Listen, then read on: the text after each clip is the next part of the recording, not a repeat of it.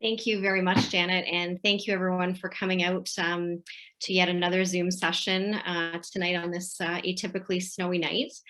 We have a really great set of speakers this evening that will update you on kind of what's happening in London Middlesex.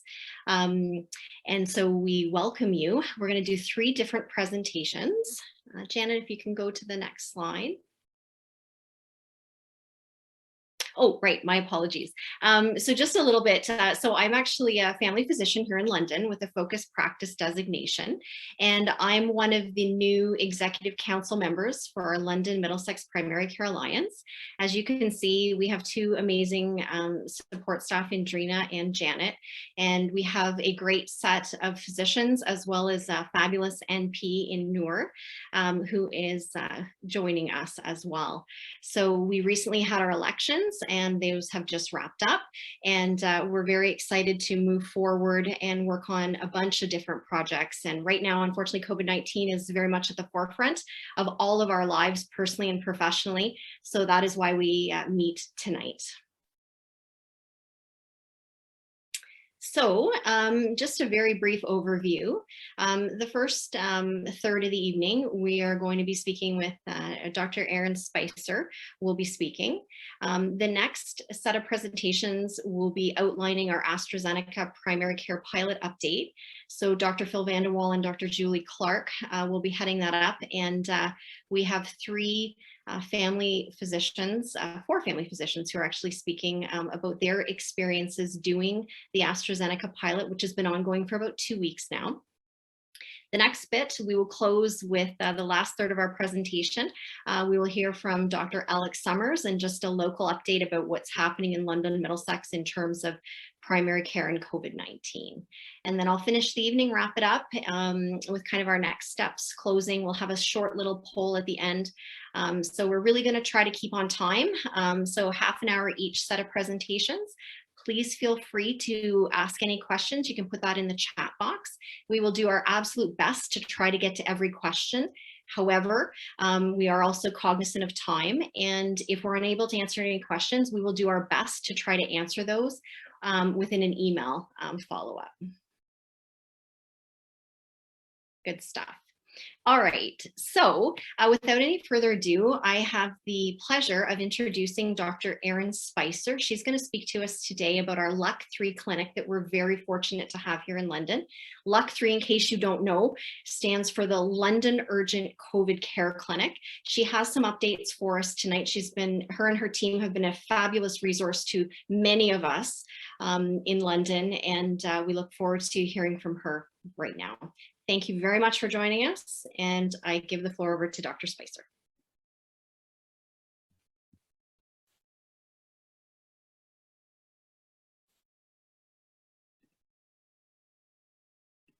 Thank you so much for having me this evening. I'm actually joined by 2 of my colleagues, Dr. Mike Nicholson of the Respirology Service at LHSC and Dr. Meglin Devlin of the Infectious Disease Service. The 3 of us together, along with Dr. Marco Bratta of General Internal Medicine at University Hospital, came together about a year ago to get this LHSC Urgent COVID-19 Care Clinic, which we affectionately dubbed LUC3, because otherwise you would have dyspnea just saying the name of the clinic on a regular basis, never mind if you had COVID. And so the 3 of us are here to answer any and all questions you have about LUC3. I'm going to take us through this presentation. Some of the information is going to be old news for some of you, based on your experience with the clinic so far. We've shared a number of patients with you.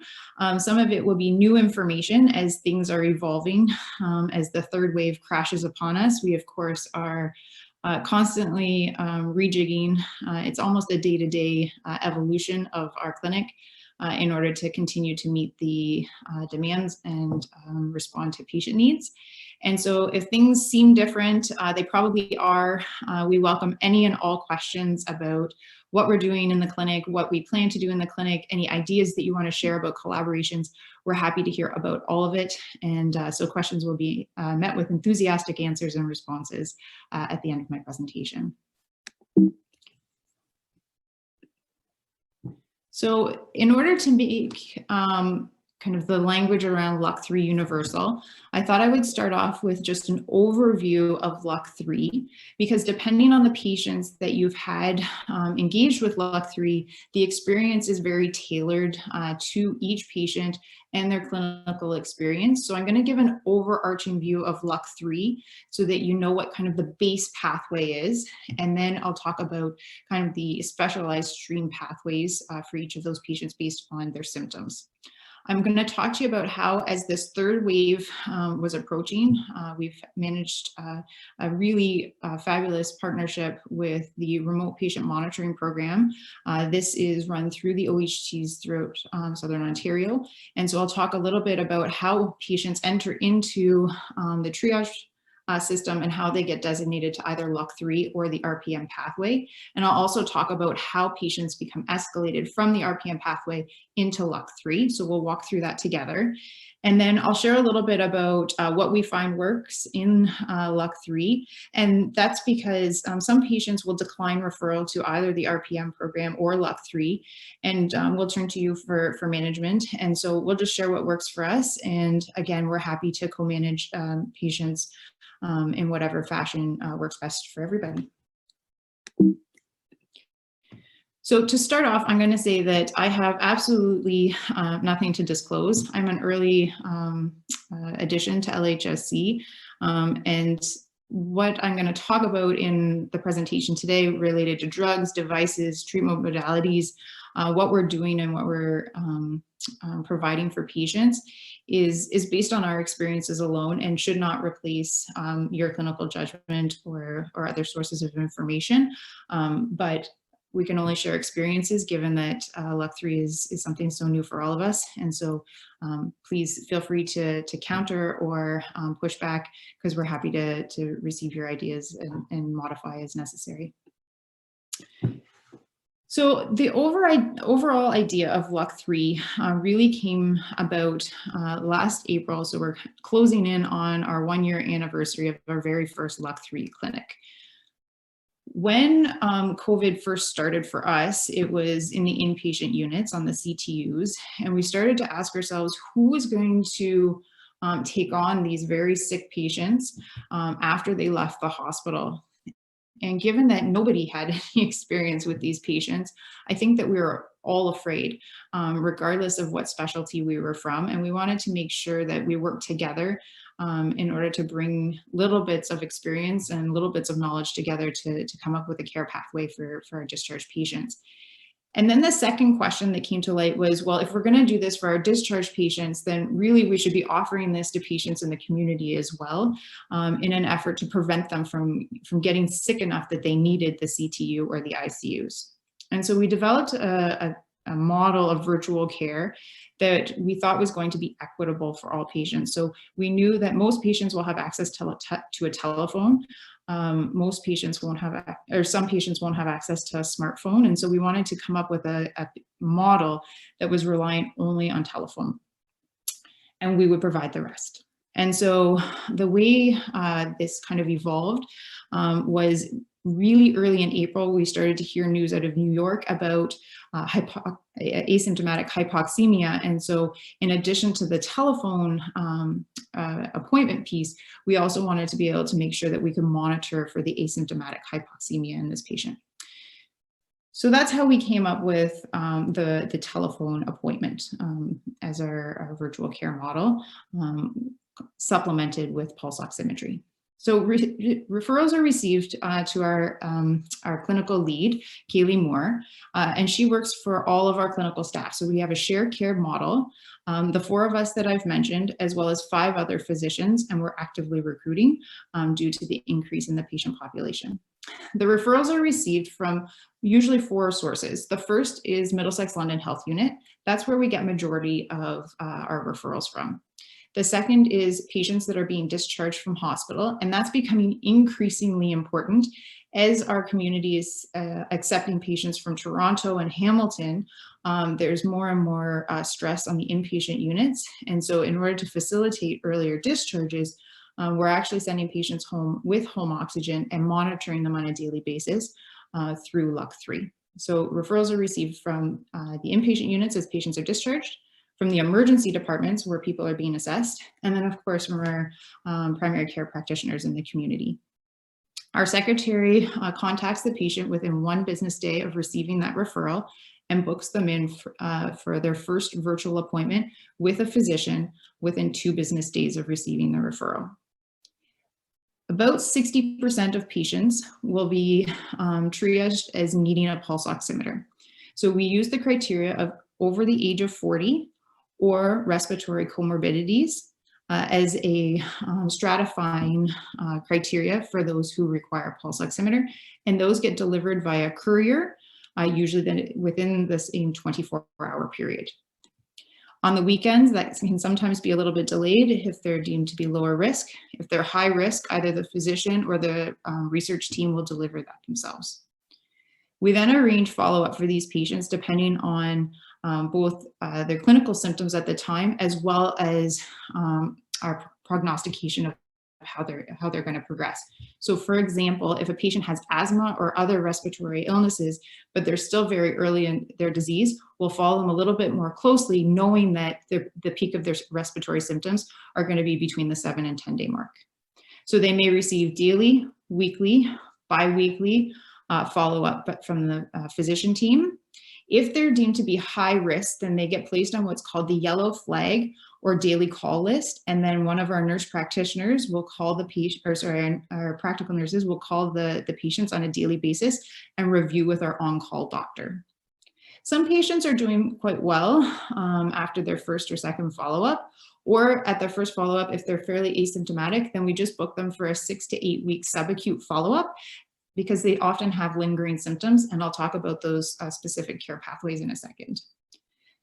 The final feature that's really we're quite proud of with LUF3 is that we've partnered with EMS as well as admitting at both LHSC sites, and we're able to directly admit patients bypassing the emergency departments if they're decompensating at home. So if we call patients either at their first appointment or on the yellow flag list, they're hypoxemic, they're anorexic, we're worried about hypovolemia because they're presyncopal, then we can actually work with EMS to bring those patients directly to the respirology unit, or who are our COVID care unit at Victoria Hospital directly. Sometimes we just need to arrange for further imaging, CTPA, these types of things. And in those cases, our emergency doctor colleagues are notified that those patients are coming to emerge so that they can appropriately have an isolation space set aside for those patients. So reducing exposure and definitely streamlines care for patients, reducing a lot of the anxiety around that presentation to hospital. All patients receive a algorithm after their first virtual appointment so that they can monitor their own symptoms and escalate their own care as needed. So this example that you see in front of you is the patient-directed monitoring algorithm for those patients that are sent a pulse oximeter. So for example, they would check in with their symptoms as well as their oximetry values in the morning and in the afternoon. And based on their pulse oximetry reading, triggered to contact us or not contact us if they're asymptomatic and their oxygen levels are fine. So for example, if their oxygen levels are 87 or lower and they're having difficulty breathing, then they're triggered to call EMS, as well as these symptoms at the top. If their breathing is stable, but their oximetry is lower, then they're triggered to call the LUF3 on-call doctor, and we can arrange for either dexamethasone to be delivered, puffers, or we can trigger that direct admission pathway if needed. Those patients that don't get sent a pulse oximeter have a very similar algorithm, but it's simply symptom-based. So again, depending on the nature of their symptoms and the acuity of their symptoms, they're triggered to either contact the clinic through email, through the clinic line, or through the pager. Now, I mentioned that we follow our patients up at 6 to 8 weeks during the subacute phase, because while the media has definitely blown long COVID up into something that everybody is terrified of, we actually don't have a ton of patients with long COVID, but we do have a lot of patients that have subacute needs at the 6 to 8 week mark. So for example, if patients have ongoing respiratory symptoms, then those patients are referred to Joint Respirology LUC3 Clinic at St. Joe's, where they receive same-day chest x-ray, PFTs, and in-person assessment by the team there. Other common symptoms that are ongoing at the 6 to 8 week mark include fatigue, brain fog, poor concentration. Those patients are referred on to Dr. Lynn Renison in the neuropsychology department at Victoria Hospital. She does extensive triaging with those patients and will set them up with virtual classrooms where she teaches around sleep hygiene or energy conservation methods. And she's been very responsive to developing that pathway with our patient population as well. I can talk further if there's more questions about each of these pathways, but in the interest of time, I'm just going to move on at this point. One of the great collaborations that has come out of this clinic is that we found that there's a number of patients that are unmatched or orphan patients in the community. And 3 of our colleagues, Dr. Pepe, Dr. Stoko, and Dr. Hickey, offered to bring these patients, these unattached COVID positive patients, into their practice to help manage the non-COVID related symptoms or the subacute needs of these patients, just because we simply don't have the capacity within LUC3, as well as the fact that we have subspecialists within our LUC3 family that don't necessarily manage the diabetes or other comorbidities that these patients need help with, for sure. So of course, as the numbers have risen in Middlesex, London, I don't even have the April numbers on there, but we all know how depressing they are. We don't need to see that on a graph. You know that, parallel to that, the new cases being assessed in LUC3 have matched the patterns in the community. And so already in April, we've assessed 200 new cases of COVID. And unfortunately, it's only the 19th of April, so there's more to come. In light of that, we knew from the earlier waves that we really needed to be able to stratify patients, and luckily the RPM, or the Remote Patient Monitoring Program, which is run through the OHT, is able to help us by offloading a number of patients and still providing close follow-up of their symptoms. So what happens now is those referrals that come into our administrative lead from Middlesex, London, the Emerge, and family doctors are triaged. Those patients that are over the age of 40 or have a comorbidity, including a respiratory disease, diabetes, obesity, coronary artery disease, or are immunocompromised or pregnant, stay within the LUC3 pathway. Okay, so over the age of 40 or less than 40, but with one of these comorbidities, they're considered high risk. They'll stay with LUC3 and they'll be assessed by a physician. If they're less than the age of 40 and don't have comorbidities, then their referral is sent to the RPM program, and the RPM program will follow them. Now, the RPM program differs from LUC3 a little bit. So the way that they monitor the program or their patients is that they get the ones who have smartphones or tablets to register in the virtual platform Vivify. They register their symptoms on a daily basis, and the nurse associated with the RPM reviews those symptoms on a daily basis. If there's an escalation in their symptoms, they're getting worse, then they call them and follow up. Okay. If the patients aren't able to register their symptoms into their smart device, then the RPM RN will call them twice a day and log that for them. Okay. So those patients are mostly symptom-based tracking. If they're getting worse, there are certain triggers that will allow, there's certain symptoms that will trigger the RPM program to send in devices to monitor blood pressure and pulse oximetry in that case. But it's different from LUC3 in that we already have our set criteria, and so we blanket provide those. This is just to show you the different referral forms that we use for triaging. So as I said, they come into Kaylee, our administrative assistant, and she will triage based on those criteria. The form on the left here is the one that you'll be familiar with. Gord has been great about distributing that to our colleagues in the community. So this one happened to be sent from the emergency department, but they come from several sources. It gives us some basic information about the comorbidities for those patients so that we can triage them appropriately. This is the form from Middlesex London Health. This is the recent upgrade in terms of the form. And so the public health nurses there do a lot of the screening that you can see here for us, the major comorbidities as well as weight. And then there's an area here where they can add comments to supplement the risk factors identified above, which has been very helpful in triaging these patients. Now, just because a patient gets designated to LUC3 or the RPM program doesn't mean that they have to stay in that pathway. So if patients are doing well, then at the 6 to 8 week follow-up, then we discharge them back to the care of their primary care provider. But of course, if there's questions that relate to COVID, we welcome the patient to be either re-referred or for you to contact us about specific COVID-related issues for that patient. Similarly, if a patient is designated to the RPM program, then there are mechanisms in place to escalate them in the situation that they become unstable. So first, if they're unstable, they're going to call 911. They'll be triggered to call 911 by the RPM RN.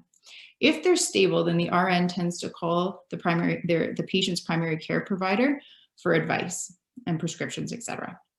Now, if the primary care provider has questions, please feel free to reach out to us anytime.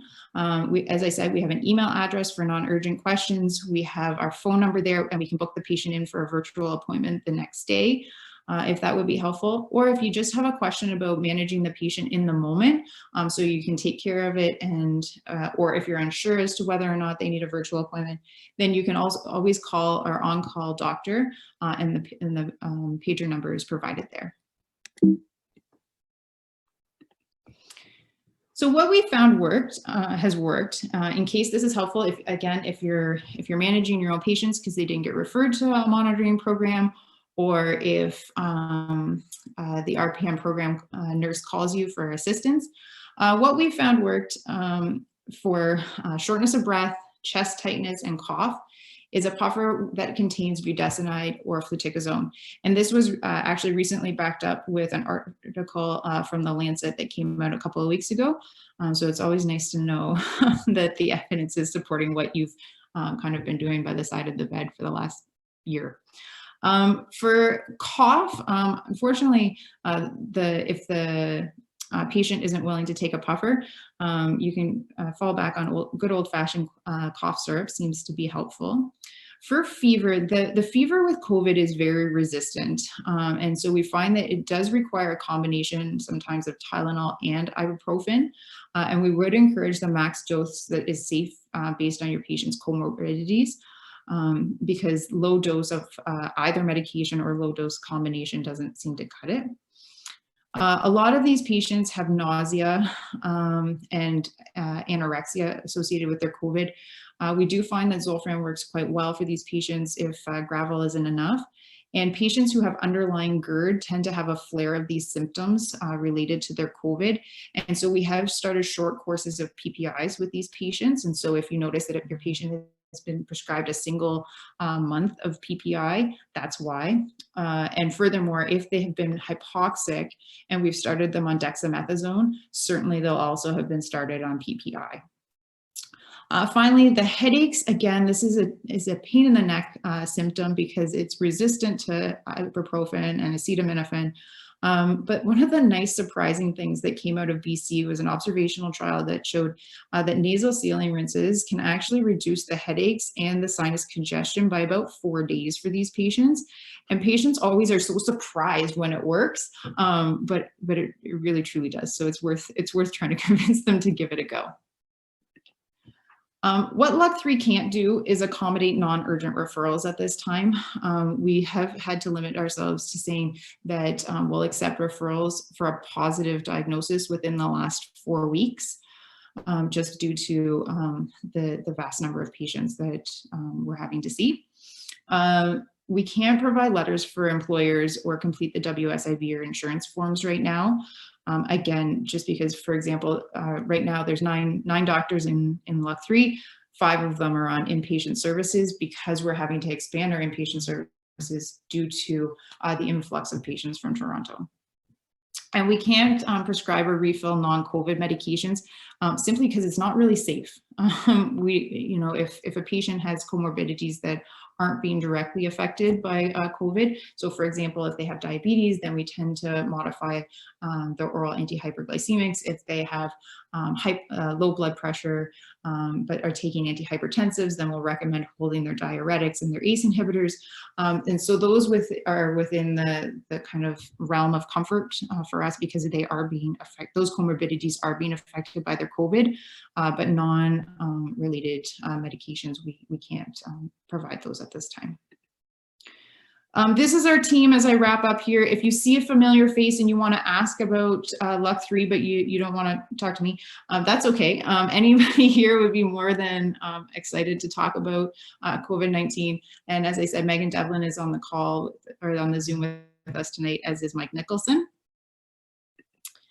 And as I said, we'd be happy, despite the tears that we're shedding because of the third wave, we will answer any and all questions with enthusiasm. And again, thank you so much for having me. It's such a pleasure to be able to see faces to go with the names that are so familiar to us. So thank you. Thank you. Thank you, Dr. Spicer. That was an outstanding presentation. You and your team are to be absolutely commended.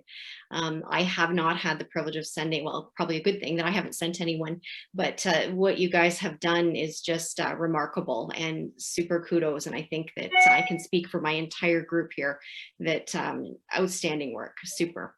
I do have just a couple questions, which is going to keep it to a couple here. So someone did ask, have you been using any monoclonal antibodies here in London?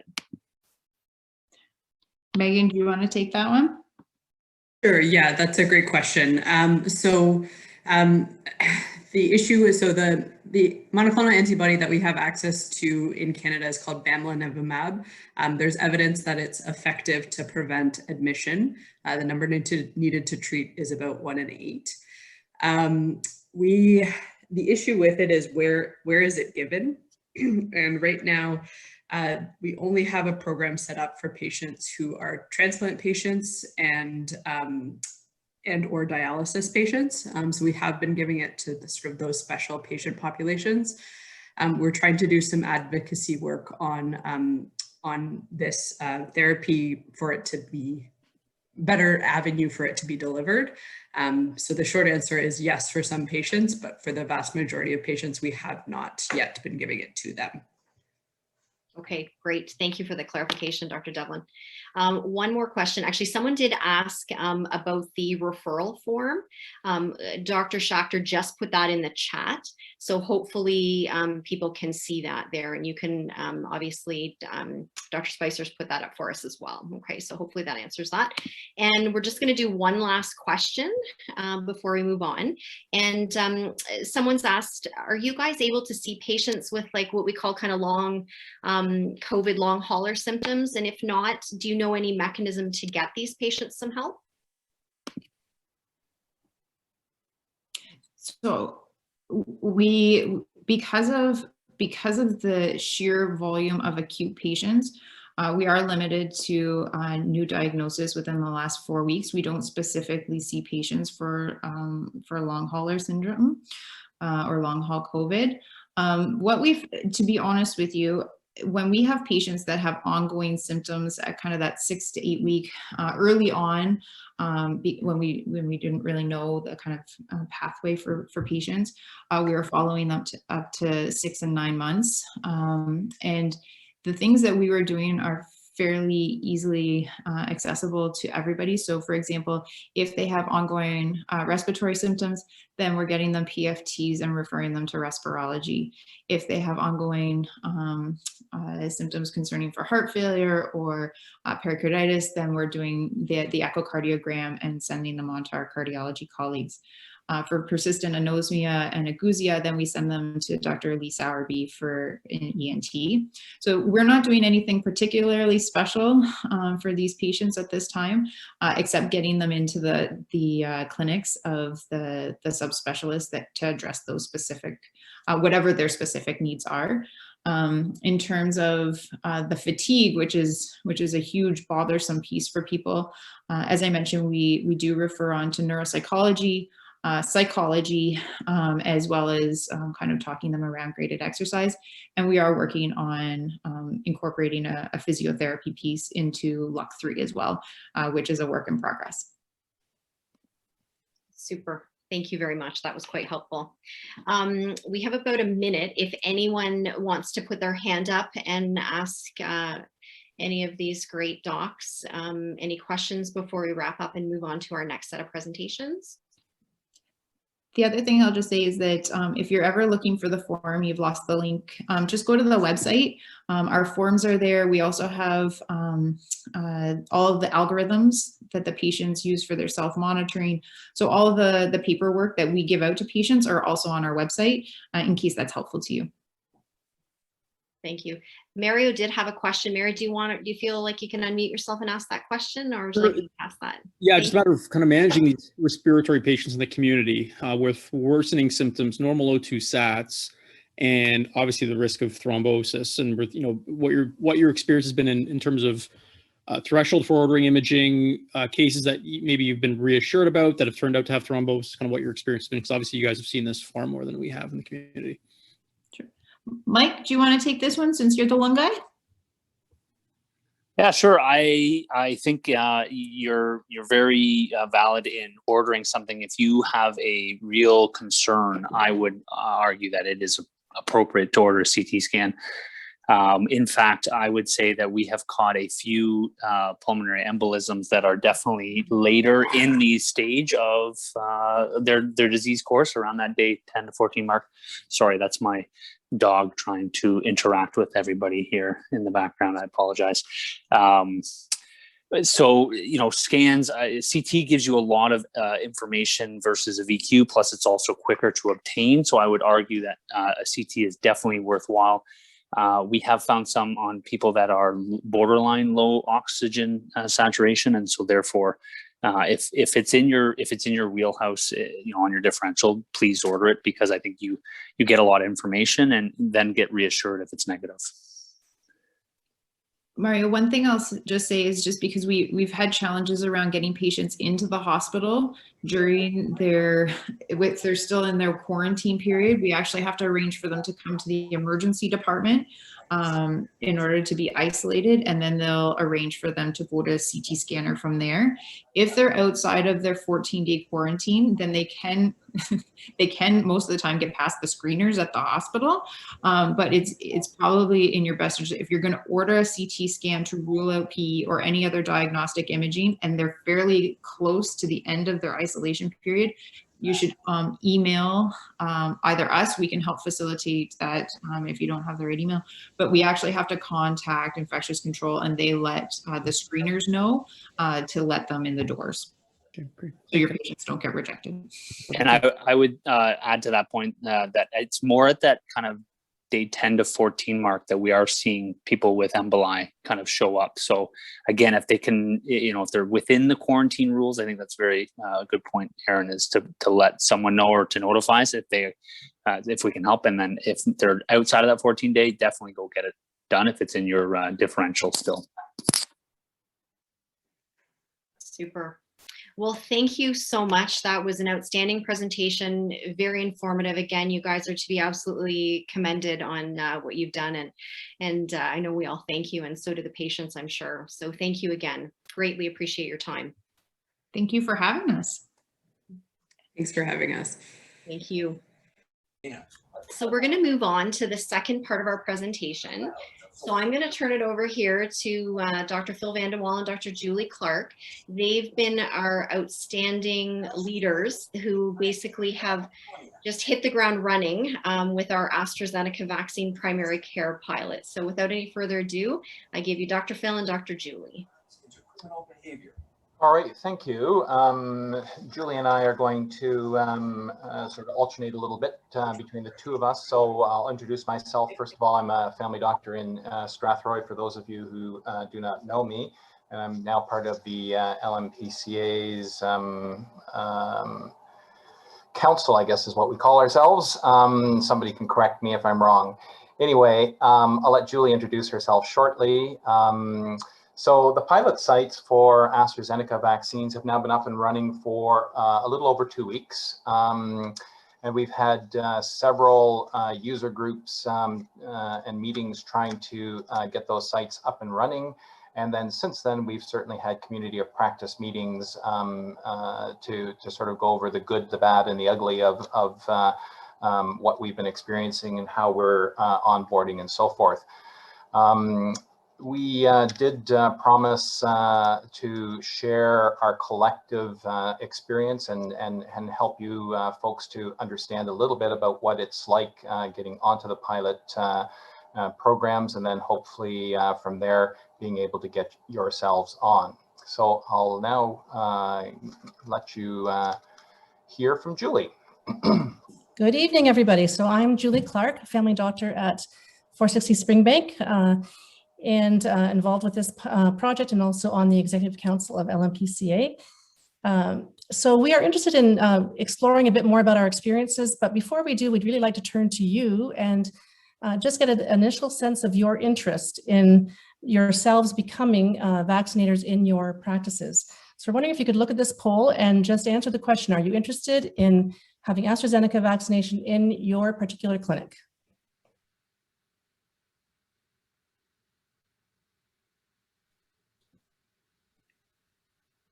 Everyone should see a poll launched, and hopefully you'll be able to vote on those questions.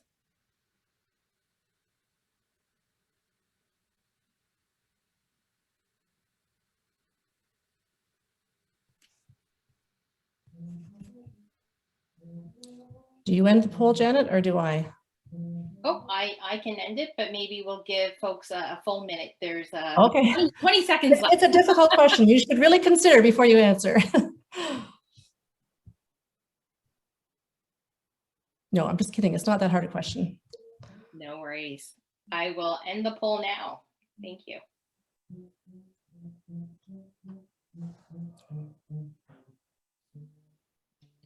%76% are interested. Okay, that's a definite majority. So that's good news for us because we certainly hope to share our experiences and have some other people coming on board and interested in this ongoing project. It's not just a pilot project, it's an ongoing project throughout the whole vaccination efforts.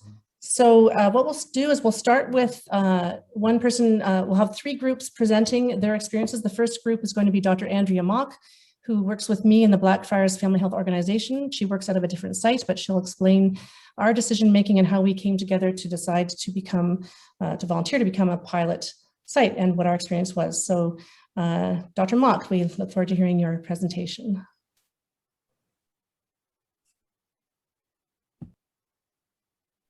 Just give me 1 second.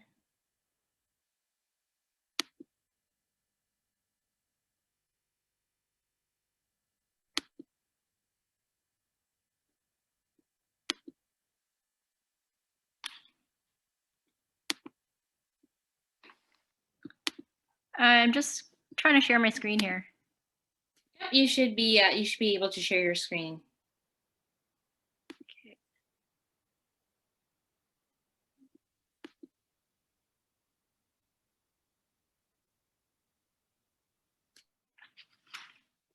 One sec. I can't see.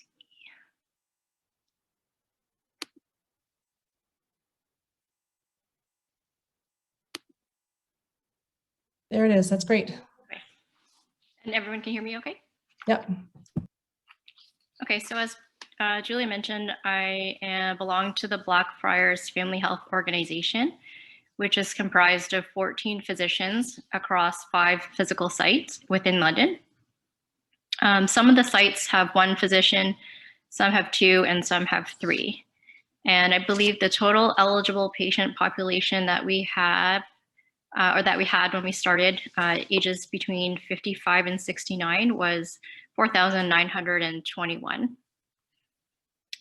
We were first approached for the pilot project around March 27th, and we had only a few days to decide whether or not to go ahead with the pilot. So luckily, we were all able to get together over a Zoom meeting, I believe, on the weekend to kind of talk about some details and kind of get the general interest level of the group.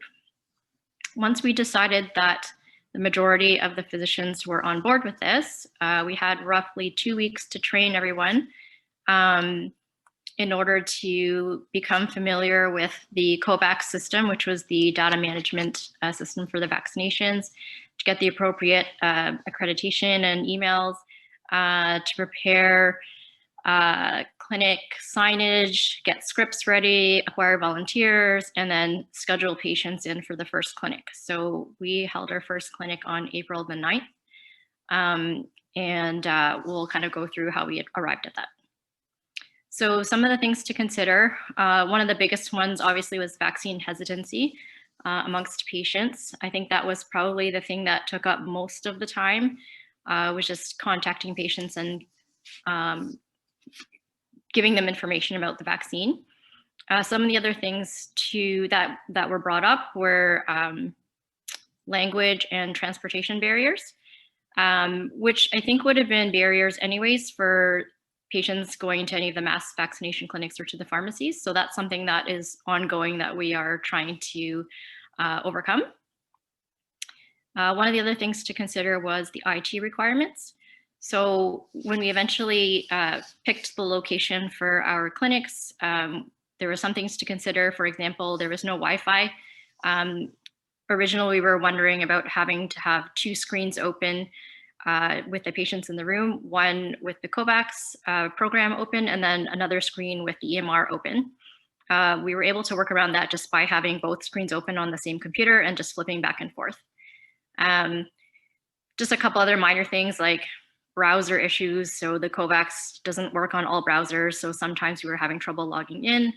And then other people, for one reason or another, weren't being able to log in even though they had done it the day before. One of the other things was just as we were getting off the ground running, some people didn't get access to the COVAX system until the day before the first clinic. So we were actually unsure what things would look like on the screen when the patients were going to be in the room.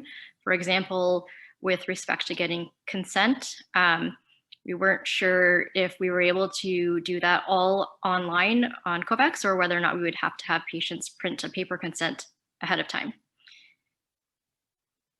Next thing to consider was just the physical infrastructure. So were we going to hold the clinic in one location, in multiple locations? Where was it going to be? Some of the considerations were to be that it was easy to access. I don't think we had any major issue with this, or we haven't had any major issue with it yet, but one of the things would be, is it accessible by public transportation? The clinic that we ended up doing the vaccinations at was at 460 Springbank Drive, and there is a parking lot that normally you would have to pay for. So that was another consideration as well. We'll be able to negotiate with the property manager to have the parking waived. Within the building itself, or within the office itself, there was considerations for, was the space big enough to have people to be able to safely physically distance? Were we able to achieve one-way flow? Were we able to have enough rooms available for good enough patient volume? And how are we going to achieve that? So we did decide to start off at one location, which was the 460 Springbank, and I'll show some photos of how our setup was, and it seems to have been working quite well.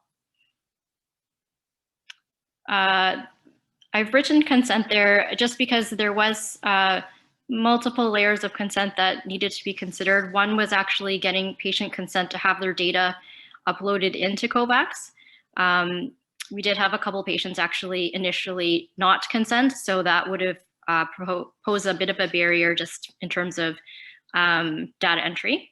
Then there was also consent for research. to be contacted for research. And then there was also consent to collect socioeconomic data such as income level and I believe ethnicity. Lastly, it was a bit of a time crunch because we did have very little time to prepare. We didn't have a lot of allied health or support staff to help us out. And I really commend everybody in our group to kind of rallying around and getting people to help us out. So that's great. So, you know, we were a little under the gun, but we were able to get it going.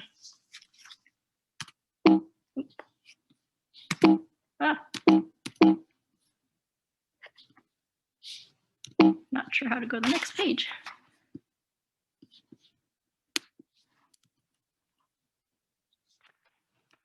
Sorry. Okay, so logistics. So we ended up choosing evenings and weekends for our clinic. We started off with Wednesday, Friday evenings, and then we did some clinics on Saturday morning, Sunday morning, and Saturday afternoon, Sunday afternoon. So we were able to achieve one-way flow from the hallway into the waiting room, and then from the waiting room into the exam rooms, and then kind of back through a back hallway back into the waiting room again.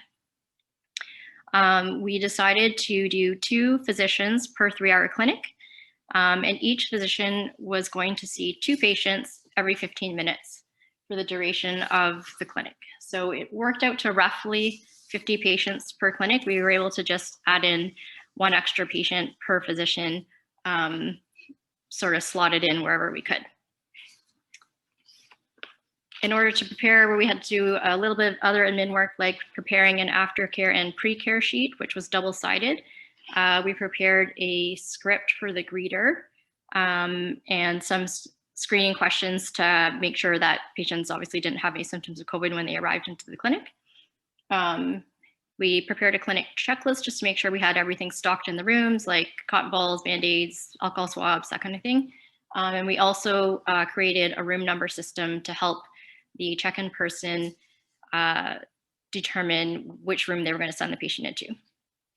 One of the other things that we discussed was just about cost sharing because there were multiple physicians using 1 clinic, we decided to share staff. And so we just had to discuss whether or not or how we were going to divide up the cost. So this is just a photo of the hallway leading into the clinic. So the X would be where the greeter would stand and they would screen patients for any COVID-like symptoms and kind of gather some information and then send them into the check-in area to check in.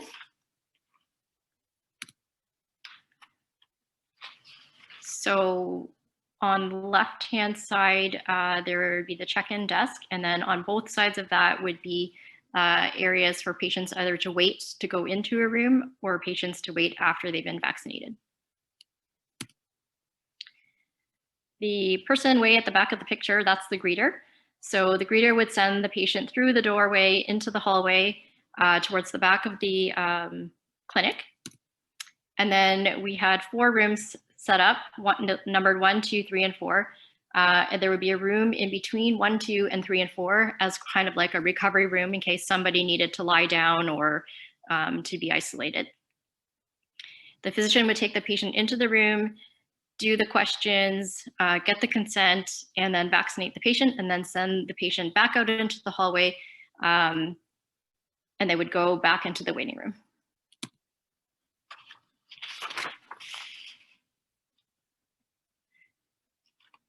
So I think some of the things that worked well, a lot of the patients did appreciate being vaccinated by their own physician. And I think the uptake of patients into the clinic was actually higher when the physician contacted the patient rather than the staff or the nurse. So in one way, it was kind of nice to have that rapport with the patient. On the other hand, sometimes when we were calling the patient to see if they were interested in getting the vaccine, then they would also bring up some of their other medical issues as well. So that did sometimes slow us down a bit.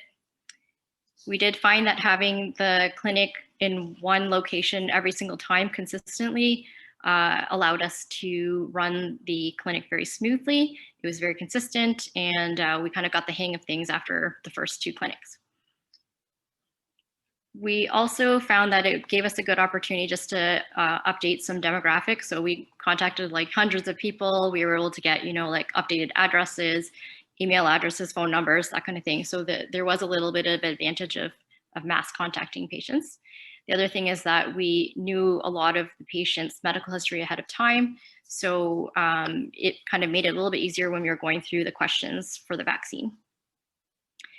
We were able to keep a consistent roster of staff in the clinic, including volunteers. So again, everybody was familiar with the workings of the clinic, and that helped to make it run a lot more smoothly. In terms of things that did not work as well, it was a larger group, so there were 14 of us, and not everybody ended up participating in the project. So it was just difficult to decide or have a full consensus on every aspect of the pilot. The other thing that was happening rapidly in real time was that while we were trying to contact patients, the mass vaccination clinics were lowering their age eligibility. So, sometimes we would have people booked in the clinics, and then the next day they would call us and change their mind and say that they wanted to go to the mass vaccination clinic. So it was kind of like a moving puzzle right up until the very end. Before the clinic started. A couple of IT glitches. So we just had a little bit of trouble sometimes uploading patients' information into the COVAX system. Just a couple other minor things like patients not being able to be loaded in because there was apparently a duplicate record in the system when actually there wasn't. But those things I think were all easily overcome. Some things to improve for next time. So our clinic or our group, well, currently at the time did not have a website. So a lot of information to be passed out to patients was a bit time consuming because a lot of it was done one at a time. So calling patients individually one at a time or emailing patients individually one at a time. We had tried a mass email at the very beginning of the pilot, but for some reason our EMR did not allow it. So we ended up doing a lot of individual emails, which was quite time consuming. So in the future, we've decided that we might try to get out information more on a global scale by using a website that we have, we're in the works of preparing. We've seen other groups that had a link on the website that would go to a Google form that patients could then fill in to express their interest in booking an appointment for the vaccine. And that might make it a bit more efficient for patients to actually get a hold of us rather than tying up the phone lines. One of the other things that we thought about was maybe opening up the clinic to multiple locations, because we did find that some, as I mentioned in the beginning, transportation was an issue for some patients. So if we had, a site in multiple areas of the city, then that way we might have been able to have better access. Andrea, thank you very much for that. That's certainly a very comprehensive, good, bad, and ugly of a pilot project, and thank you very much for sharing your experience. We're going to move on to the next presentation. So we have Dr. Christie Talevi and Dr. Jane Sham, who have a slightly different experience and are going to let us know how they did with their pilot.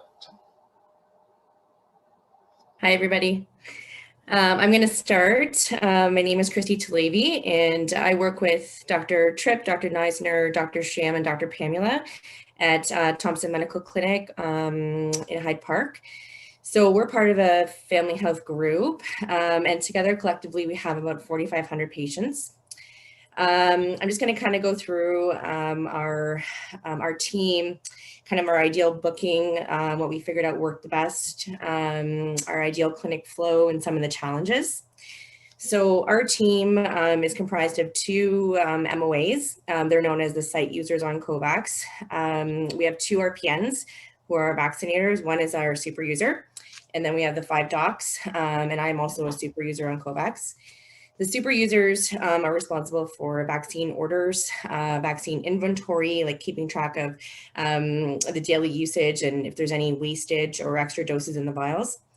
Also responsible for reporting back to the health unit at the end of the day and how much we have used or wasted, that sort of thing.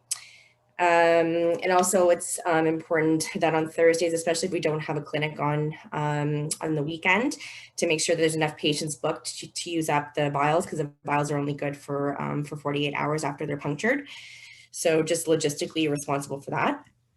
Our ideal booking procedures that we figured out, initially we tried to call patients, had either the MOAs call patients or we called patients.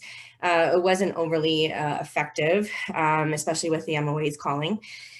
So we did a mass email where we targeted the age, like certain age ranges. So initially it was 55 to 65. And now recently 40 plus. And the email had information about the AstraZeneca vaccine, as well as how to book appointments. We were lucky because we already have access to online booking. So most patients are used to doing that, or they were just able to call.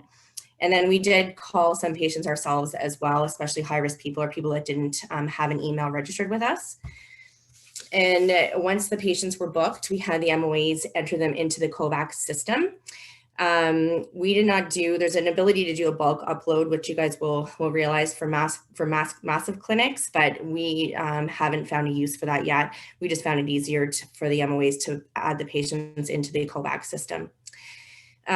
We also book patients at the end of the day or on later clinic days, so Wednesdays and Fridays, and found that to be easy to separate our regular clinics from the vaccine clinics. And our vaccinators did anywhere from 4 to 6 patients per hour. So I'll let Jane talk about a little bit more about the ideal clinic flow. Right. So we had our ups and downs, but this is ideally how we would have run it from the very beginning.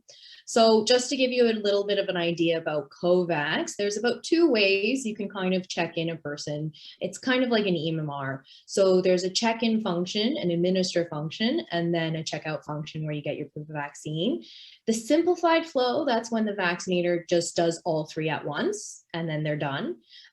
We decided to do full flow and take advantage of our MOAs up front. So the way this worked out is almost only 4 areas of point of contact with patients. We had the opportunity of already having a COVID-19 screener at our front door, so we made good use of that. When they were cleared, they came into number 1 here to check in with our MOAs. That's when our, at the front desk, they'll make sure they're available for their second dose, make sure they've never had vaccines 14 days before, and then we'd also confirm that they were okay with consenting and disclosing all their information on COVAX. Just to give you an idea, we have about 10 rooms. And then we booked them about 15 minutes per person. So that would be 4 people per hour. And then each vaccination would have 2 rooms. So when the person would come in, we direct them to either room 1, room 2. There, our vaccinator would go inside, do the COVAX consent form, make sure that they were okay with the AstraZeneca vaccine, and then we would administer. We would have cases sometimes where a patient would book and, for example, they would actually medically require Pfizer. So sometimes we would say we would delay that dose and then confirm with the specialist first, but it hasn't happened very often. Once the dose is administered, we actually got them into a hallway. The hallway is very long, so we are able to have our RPN and MOA to look at that hallway during that time. So that would be checkpoint 3. At that point, we would give them a printed handout of our Aftercare AstraZeneca information, and then we give them a Post-it, very much like the Abraplex, where you would say you can leave at 4:05. Okay. So once they were done, then we direct them to number 4, where they would check out with our front desk. That's where they get their proof of vaccine and their second appointment.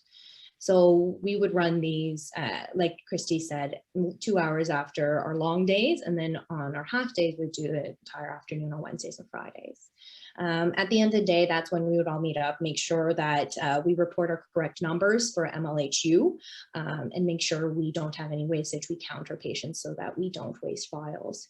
Sometimes our vials would have 10 vaccines and some when there would be 9. So we'd always have to have a certain list for emergency vaccinations if we have an extra dose, just to minimize wastage. So far it's been working well, but it's certainly not come without its challenges. So I'll get Christie to talk to you about the challenges, but I will say that one of the benefits, at least for myself, is that for some of my patients, I can actually ask them the COVAX questions in their own language because I speak Chinese. So that's probably a really good thing to have with your family doctor, and you have that rapport and you're a little bit more relaxed. So Christie, maybe you can talk about the challenges. Sure. And just to recap, some of the vials have 11 doses instead of 10. That's what Jane meant. So there was extra doses in some. That's only happened to us once, and it's happened to other clinics a lot more, but it's something just to think of. We didn't want to waste any doses, and to have an emergency list is very important.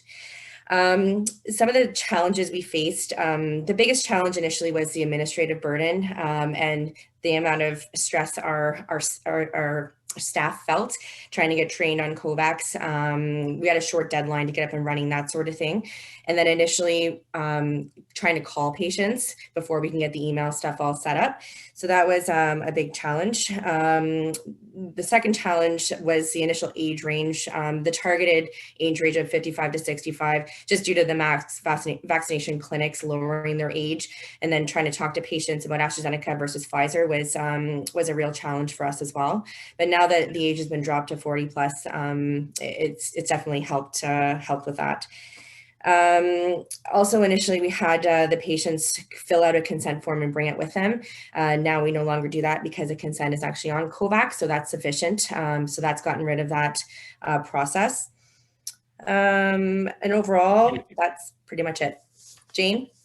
Yeah, we just wanted to also mention, if you do decide to do this, it's very highly rewarding, at least for our patients, especially having a friendly face. It's much more, it definitely puts them at ease compared to the Agriplex, especially since you already know all their health conditions.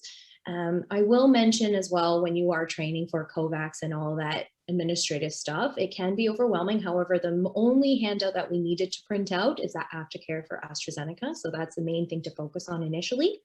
And we also did have an AEFI, so adverse event following immunization protocol. We did walk our staff through just to make sure, if you were to see someone having a reaction in the hallway, who do you call first? When do you call 911? And where were the EpiPens and the defibrillator? We also had a short review of how to use an EpiPen and the defibrillator. So I think we haven't, knock on wood, required it yet, but it's always good to review. And that is how our FIG has done their pilot. That's great. Thank you very much, Jane and Christie, for that overview.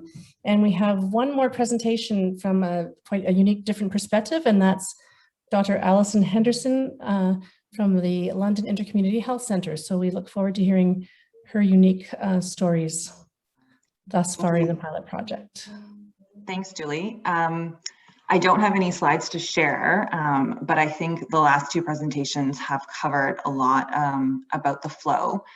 So I'll just touch base a little bit on what some of the challenges we found with our patient population. So as Julie mentioned, I'm from London Intercommunity Health. So, we have a very different funding model. We're all salaried. We also have a lot more allied health and outreach workers and social workers at our disposal. So the first thing we did was sort of rally the teams around who was going to be involved in terms of, check-ins, in terms of monitoring our waiting spaces, and in terms of phone calls to try and get patients in. And we realized really quickly with our patient populations, so we have a few different types of populations, but our goals for the patients that we care for are patients who have barriers to care, such as poverty, mental illness, addictions, homelessness. We have a big population of newcomers who, aren't comfortable navigating the healthcare system in English. And so these are some of the groups that we needed to tailor our approach to. So we decided to do sort of a combination of having a few days where we booked what, you think of as more of a vaccination clinic, where we would try and do many in one day. But we also realized early on that it was going to be important for us to have a high number of opportunistic vaccinations. And so in our different sites, we have 3 different physical locations running right now. We decided that our Dundas site, which is one of the ones that were more, right by the police station down at Adelaide and Dundas, we were going to have a clinic running every day. So we probably are averaging between 14 and 20 vaccinations per day while our other primary care services are ongoing. And so we've set up a room in the basement where we have usually an RN and an outreach worker. And so as NPs and physicians are seeing their patients for their care, they have the opportunity to speak to the patient right in that moment, because some of our patients don't have phones or there's not ways that we can contact them, or they tend to drop in rather than coming to booked appointments. And so we take that time to say, we have the COVID vaccine right now, are you interested? And it was very much, ad hoc, like as someone came in. And so we didn't know, how would uptake be, were we going to run it? We were going to, have wasted doses at the end of the day. And I would say it's actually worked out a fair bit smoother than we were expecting. I think there's a lot to be said for, when the patient is sitting in front of you, especially the patients who are vulnerable, who are marginalized, who maybe don't have a lot of trust when it is their primary care provider, who's taking care of them for their diabetes or, their cellulitis that they've got, or you're draining their abscess from their IV drug use. And that's when you're talking to them about, do you want to get the COVID vaccine? We're thankful that we have it right here. We can make it easy for you. So we found that worked out really well. With our newcomer population, we found we had to go at a much slower pace. And part of that obviously is using interpretation, but also there's a lot of vaccine mistrust, a lot of vaccine hesitancy in that community. And so we did have a fair number of people who were interested, but when we talked about it, decided that they didn't want to get the AstraZeneca vaccine. So we'd actually opened up to any newcomer who'd come through the government-sponsored refugee program in the last 5 years, who's over, the age categories. And the uptake has been slow. And what we found is that a lot of our patients are saying to us, I haven't heard of anyone who's gotten the vaccine. So, it's kind of that bit by bit. So we've sort of decided, I think we were a little bit disappointed that we didn't kind of get like a big vaccination clinic going off the bat. And then we've realized with our patient population, it's going to be bit by bit. It's getting this ball rolling so that they hear in their own communities, hey, so-and-so got vaccinated, so-and-so got vaccinated, maybe I should go in too. I think the other thing that was important for us, because we're sort of running this as we're running our primary care activities, thinking about how can we do this sustainable? And especially I know like many of us have staff who are burnt out, who are tired, or we are ourselves. And so thinking, how can we add this into our practice right now in a way that, this vaccination effort may go on for quite some time. So how can we do this at a sustainable pace? So balancing the need to get doses in arms because of, the third wave. So I think there's different pieces of it to think about it for your specific patient population and for your specific clinic. And I think our learning points were to not be afraid to tweak it to what worked best with our patient population. So I think I'll leave it at that.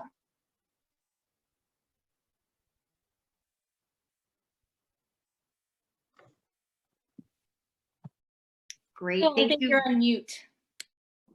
Oh, thank you we very go. much, Allison. Thank That you, was everybody. helpful. I truly appreciate everybody's stories. I mean, what I hear is certainly lots and lots of work on everybody's part to get the pilots going.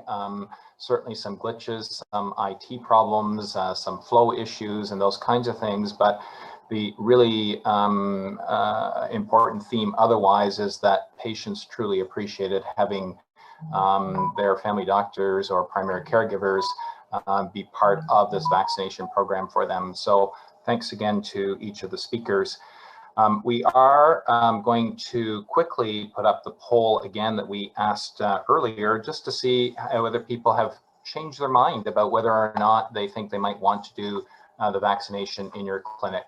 Hopefully we've convinced a few of you that this is doable. The poll is launched, and I'll give everyone a few more seconds to send in your answers.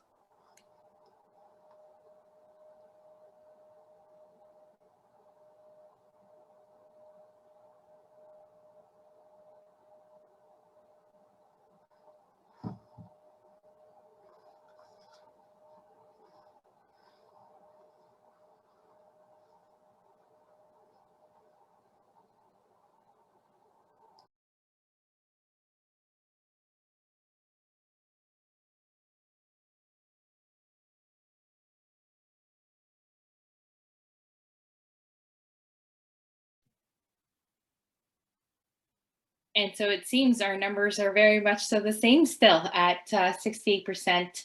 68% of you continue to say that you're interested, and that is awesome. Super. Well, thanks everyone. And those were great presentations, really, very timely, and it really did give us an overview of kind of what you guys have been doing. So thank you. I have the privilege of introducing now Dr. Alex Summers, our Associate Medical Officer of Health here in London-Middlesex. Alex, I don't have any music to, as you enter here, maybe you do, but without any further ado, here's Alex Summers. No music tonight. Hi, everyone. Good to see you all. We're hitting the hair stage of the lockdown where things are starting to fall apart. Always good to be on screen for those opportunities. But I hope you're all doing well in the midst of what are really some intense days for all of us. So awesome to hear from the primary care pilot leads, your colleagues, our colleagues, as they share their experiences and learnings. I'm going to give you a bit of a highlight about kind of where's this all fitting. You guys have heard from me multiple times, so I won't take up a huge amount of time, but just highlighting that the role of primary care in this vaccination effort is integral to the long game. We know that we're going to be doing lots of vaccine through primary care. We're going to be doing lots of vaccine through mass vax, lots of vaccine through pharmacy, lots of vaccine through lots of different ways. Primary care has the unique opportunity to hedge the amazing relationships you have with your people and your patients to get the folks that may otherwise never get this vaccine. And this is a long game play. We're dealing with a third wave right now. This third wave is not going to be won on the backs of this vaccination effort. We've already won the part that we can win, which is that we're getting dramatically less deaths and we're not having outbreaks in long-term care and retirement homes. So we've already won what we can possibly win out of this third wave. What we're talking about now is the long game. And that long game is going to take us through to the fall. And so your ongoing commitment and investment in this is not about the next few weeks, although we're delighted with what will happen over the next few weeks to next month. This is a long game play. And your ongoing commitment, comprehensiveness, those principles that you bring to primary care, I think are manifest in this effort as well. So thanks as always for your leadership through all this. I'm going to pop up a couple of slides and go through them and talk a little bit about what we're doing. So that's me. And as always, good to be with you. So I want to position where we're at in the context of the larger vaccination campaign in Ontario. So this is the phase 2 timelines. You've seen this before, but things are looking a bit more squished right now because things have been accelerated. So the primary priority grouping for phase 2 is now shoved up into April. So we're already at over age 60 across the province in mass vaccination clinics. Individuals with health conditions, the highest risk, are eligible. Tomorrow, high-risk individuals become eligible. We'll be using a self-attestation process for that. So you won't need to do anything fancy as a primary care provider. And high-risk congregate living settings are all eligible. So all of this is now happening. The at-risk health conditions will likely be next week or the week thereafter. Essential workers who cannot work from home are going to be happening a little bit later on, but this is where we're at. So things are flying along. The key takeaways for all of this, and this is where primary care becomes highly relevant, is that the eligibility for 55 plus of the mass vaccination clinics is not around the corner because we have to get through essential workers who cannot work from home. So there is a large group of people, those 40 pluses now, who for AstraZeneca, pharmacy and primary care are going to be your number one go-to for a little while. All of this, of course, can change on government policy at any time, but that's where it stands at the moment. And as I mentioned, health conditions and essential workers who cannot work from home will be next. So that's where this initiative lies within the context of the larger projects. Just quickly on those high-risk health conditions that are coming eligible tomorrow: obesity with a BMI over 40, other treatments causing immunosuppression, so chemotherapy, immunity weakening medications, proof isn't required, and intellectual or developmental disabilities. So this will be broadcast tomorrow. These at-risk health conditions are coming a little bit later on, and those include immunodeficiencies, lengthy list, diabetes, pregnancy, and that's going to be in probably another week or two. So where, again, are we at? Well, you heard from all the pilot sites. We've had just a remarkable effort over the last 3 weeks in getting AstraZeneca out the door through primary care and through those pilot sites. Because of the learnings that we now have, we're now calling for expressions of interest from primary care to participate in the ongoing deployment and administration of the COVID vaccine for the long haul. Like I said, this is a long game effort now. So what we're looking for is folks to put their name forward.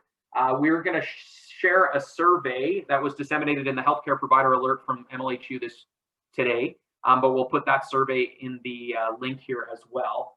But what we're inviting for is your organization, your groups, to signify your interest in participating.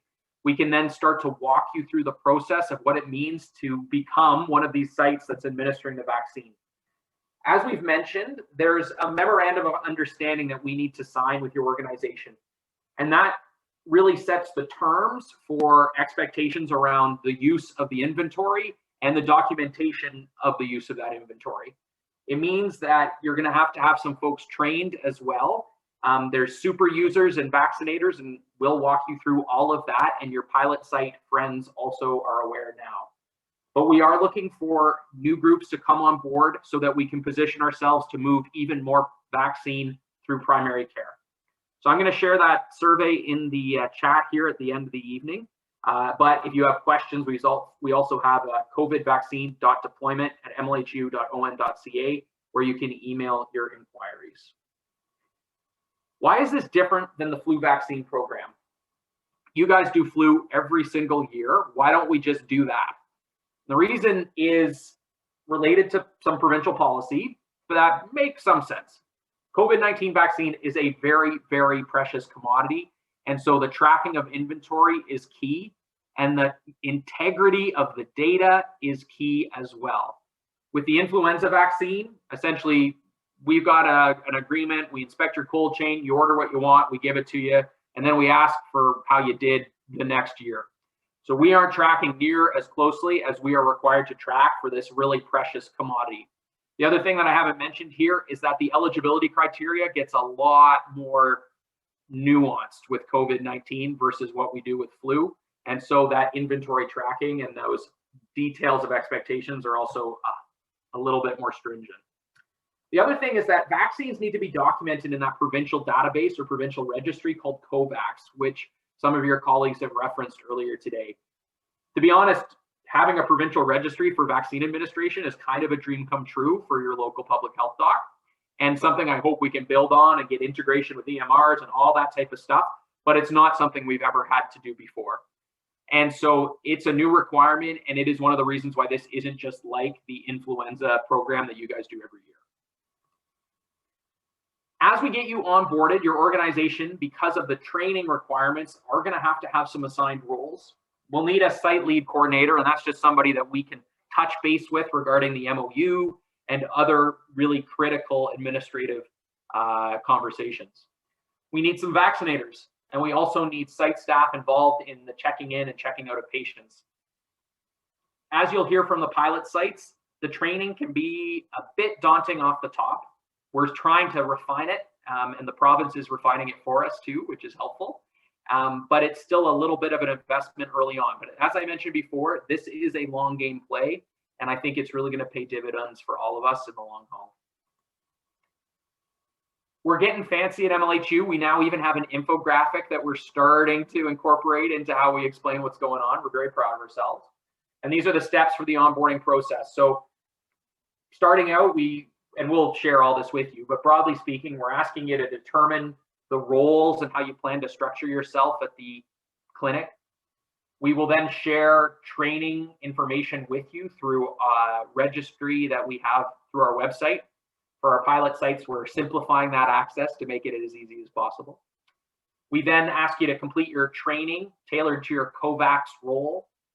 You then have to complete an attestation for us as part of that MOU to say, yeah, we've done our training, we're good to go.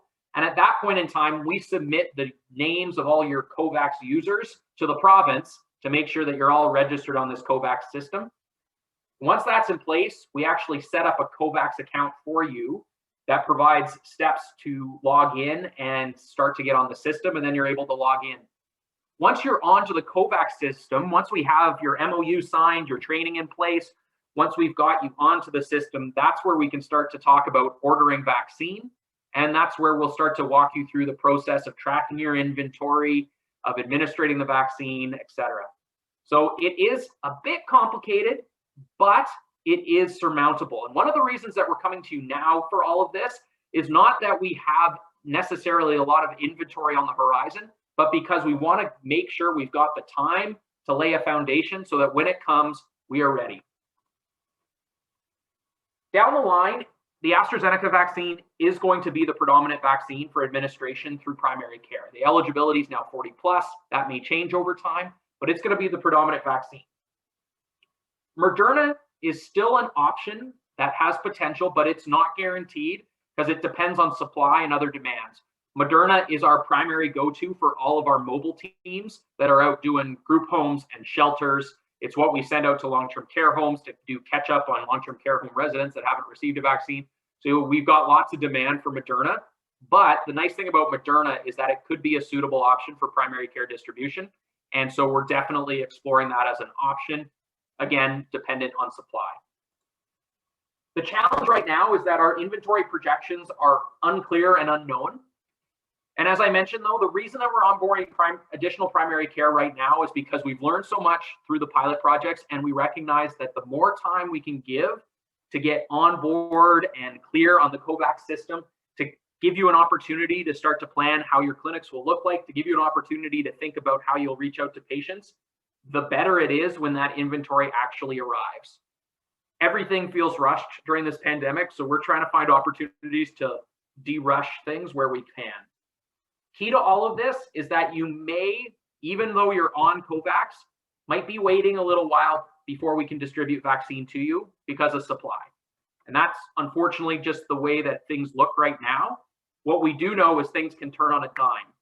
For Phil and Julie and our leads for this pilot project, you guys, we were in conversations in March where we were kind of planning, not knowing when supply would come. And then it was a Friday evening where we were told we were about to get some AstraZeneca. And so boom, away we go. And we want to be in a position where when we find out we're getting the next load of AstraZeneca, we are ready. Because like the Scouts, which I never was, be prepared. Apparently that's the slogan. I'm not entirely sure if it still is. But regardless, that's what we're aiming for in all of this. So I am going to share in the chat with you the inventory link that it's at. Actually, Sarah has shared it with you. So it's that expression of interest survey.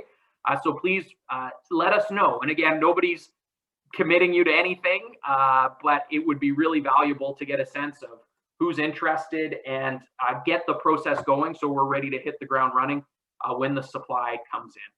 I really want to thank the LMPCA, Phil and Julie, and all the pilot sites for the tremendous initiative that they have taken in making these pilot sites run.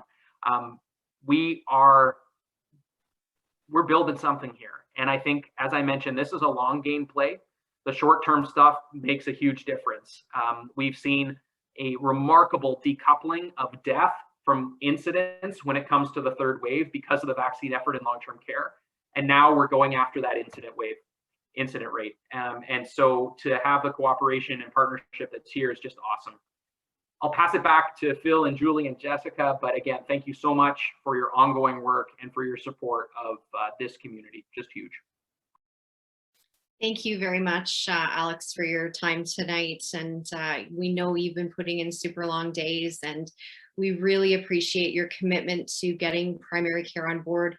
We want to help, and as evidence of tonight, we clearly have some expressions of interest. I will direct you guys to the chat. Sarah has graciously put in there the expression of interest survey. So if anyone is interested, you can pull that.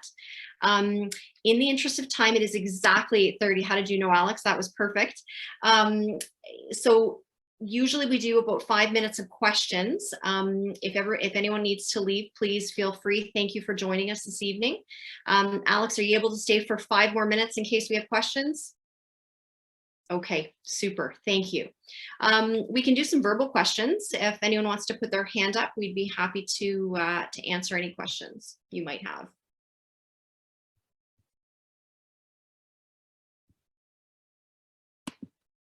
You can just unmute. Anyone? Let's see here, I'll just check the chat and make sure. There was a question about whether vaccine would be available or whether they can just sort of order whatever they want. I don't know, Alex, if you want to sort of comment on that. No, you sort of said something in your slides, but maybe just to be clear. Yeah, so, well, we can just straight down to numbers. So we've received 5,700 doses of AstraZeneca in the month of April, and it was our objective to get those through the pilot sites. We're on track to probably get those through the pilot sites. So that's great. That takes us to May and the larger question of what's coming down after May. And the answer is we don't know. But similar to what we knew about April, so we didn't know what we were getting in April until April, and we don't know what we're getting in May until May. There is so much that can change on a dime. Right now, if you aren't part of the pilot programs, you know, I don't have vaccine necessarily that we're going to be able to commit to you right off the bat. But by the time we get you onboarded, it's going to be May. To quote a NSYNC song, thank you very much. I'm a millennial, don't you know? And we will hopefully have some AstraZeneca coming down the line at that point. But Phil, to your point, we're living in uncertainty, but we're planning ahead. Super, thank you. I noticed Dr. Kim Gilmore has her hand up. Hi, thanks. I had a question for those who did participate in the pilots. When you take into consideration all of the admin work that you put in ahead of your, so not including the stuff that's a one-time admin work, like getting set up on COVAX, but things like calling the patients ahead of time to identify them, and then the cost of your staff to run the clinics, do you think that you even broke even in terms of billing fee for service, or would you even be breaking even in terms of billings with this? Andrea, Christie, Allison, Phil, Julie, anyone up for that answer? Mario can probably answer that question better than any of us. Mario as well, thank you. Oh, hi guys, I'm here too. My name is Amanda. I'm with the London Family Health Team. We also ran a vaccine clinic, so I can kind of answer that. We did the approximate, so we're doing about 12 patients an hour, and we're doing 3 hours, and it works out to be around $918, I think, of remuneration. We actually are not using an admin assistant. We found that doing the simplified flow worked much better, and it actually allowed us to check them out easier and print off the documentation a bit easier. So we actually did the admin assistant for the first clinic, but we're not doing that. So we actually don't even have that cost. We're using volunteers and med students as our observers. So we actually have no cost associated with it now. Super, thank you. That's helpful, Dr. Spadafora. I just add one more comment about that. The hours that we put in calling patients was really, I think, to get this up and running off the ground. There was not a lot of, understanding in the community or familiarity with AstraZeneca, and so it was a battle to be won, which I think we will have won. And I think going forward, for other doctors thinking of joining in, you're not really going to need to have those hours of calling out to individual patients. We will be able to harness people through our email blasts and advertisements in the news and on websites. So we already see that with the 40-year-old change to age 40, people are calling us. So I would really try to encourage people not to be put off by sort of the long hours that we put in initially. I think that was just what was necessary to get this off the ground. Any other comments, Mary, or from anybody else? I will also say that having done it, we found that it worked best when you were actually talking to a patient either on the phone or in person, and then kind of added it on at the end of the appointment. It went much better than cold calling patients. Cold calling patients we found led to a lot more questions. And I think, as Allison referenced, people just tacking on, oh, while I have you on the phone kind of problems. So. Super, thank you. I just noticed Gail has her hand up. Gail, you go ahead, and then Gord, you're next. Hi there. I was just wondering what the plans are to reach unattached patients in the city. Great question. Yeah, thanks, Gail. Few different initiatives on that. Obviously, the mass vaccination clinics are all comers, so there's no attachment required. Now, we know that there are groups and communities who are both unattached and not accessing mass vaccination clinics. So there's a few things happening there. Number one is some of our mobile clinics, as we expand mobile teams, will be reaching out to more to communities that may not be accessing our mass vaccination clinics. So we're working through our health equity groups here and through others to work with community leaders, newcomers to Canada, et cetera, around reaching those groups with mobile clinics. We are also partnering with London Public Library and Middlesex Library, who starting Monday, we think, and they're going to do it. We think it'll start Monday. We'll be calling people who have a library card, who are over the age of 65, and helping them book appointments at our mass vaccination clinics. So we're trying to, mobilize through that avenue as well, and obviously no attachments required there. So between pharmacies and mass vax clinics and mobile clinics and other initiatives to try and get out to folks in that way, we're trying to address some of those unattached folks. Thanks, Alex. Go ahead, Gordon. Thanks, Jessica. Just kind of more of an FYI than a question, and some of my colleagues on the vaccine task force may or may not be aware that we've been exploring this a little bit because it came up really fast. So the Thames Valley Family Health team has been using the same booking system that the public health has been using for the vaccine clinics. The Thames Valley Fit has been using it also at the assessment center clinics. So we've had some conversations with the vendor, which is Vertos, it's the name of the company, about creating online booking for primary care sites.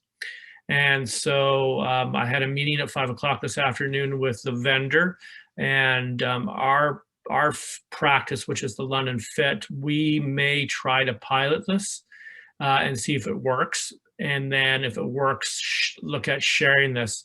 And there's some discussion about costs, at least in the initial phase, being somewhat absorbed through some other resources, which I will be able to explore a little bit further once I can say that that is confirmed. But trying to make it very cost neutral or not cost prohibitive, so that anybody who's concerned about the need to phone patients, all you would have to do is, for example, is very similar to what the health unit has done, is let your patients know, especially if you have email blast. This is the code to book for your patient to your clinic. You create your clinic. Let's say for us, we have 4 vaccinators, each doing 12 an hour, and we create that schedule, and patients can automatically book in. From the Vertos, you can actually do a download of the data that automatically uploads into COVAX. So that's kind of the benefits of this. We're just trying to make it very easy for primary care to do these vaccination clinics without having to do phone calls. So hopefully this will all come to fruition. Just letting people know that that is at a very early stage and literally is 3 hours old. Okay, thanks for sharing that, Gord. I am going to take one more minute, and there is one question that I do think is important for everyone to, or a question to be asked. So Dr. Herman asked, can we apply as individual physicians, or do we have to apply through our FO? So I'm not sure who might be best to answer that. Our significant preference is to be with a FO, so to have a group that has some type of definition as an organization, because then we actually have an agency by which we can attach that MOU. Super, thank you. And with that final question, I am going to wrap it up. We are 10 minutes over time, but we still have a large group of people online. So obviously the information was very helpful, very timely. Thank you very much for all of your time this evening. If you do have any questions, you can add them to the chat box after. We'll do our best to try to answer them. Again, please feel free to reach out to the London Middlesex Primary Care Association if you have any further questions. Stay safe, everyone. Thank you. Good night.